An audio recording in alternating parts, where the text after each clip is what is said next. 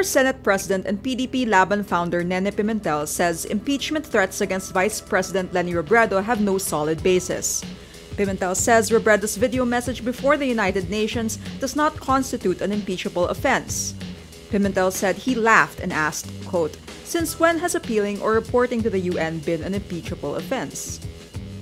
Robredo's critics want to file an impeachment complaint for her video message aired at a side event of the UN, criticizing the administration's drug war that has left more than 7,000 people dead. But for the former Senate president, criticism isn't basis for impeachment.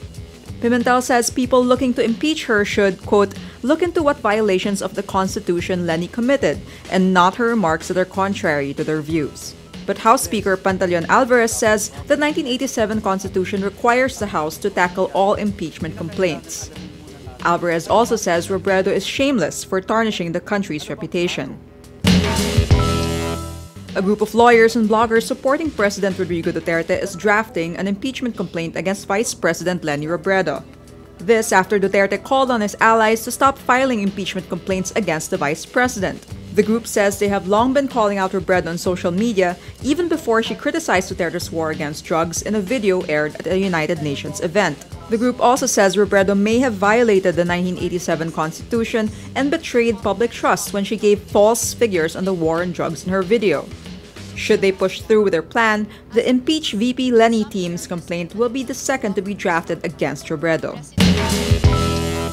President Rodrigo Duterte on Thursday says he is ready to compromise with church leaders and other groups on the selection of barangay officers in charge, should Congress heed his proposal to reset this year's polls and declare all village positions vacant. Duterte says pursuing his proposal would be quite messy because incumbent barangay officials would strongly oppose it. He says this was why the administration is drafting guidelines on the proposed selection of village OICs. Duterte says, quote, "I'm going to compromise with the church and everybody.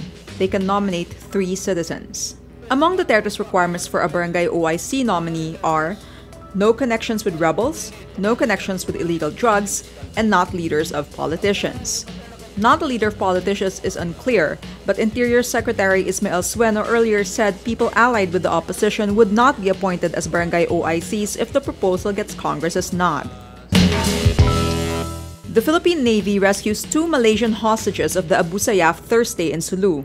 Malaysians Tayudin Anjut, 45, and Abdurrahim bin Sumas, 62, were held by the local terrorist group for 8 months. They are brought to a hospital in Sulu for checkup and interview.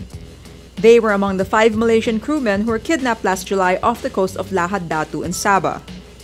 The ASG last month beheaded a German hostage abducted last year after failing to get ransom.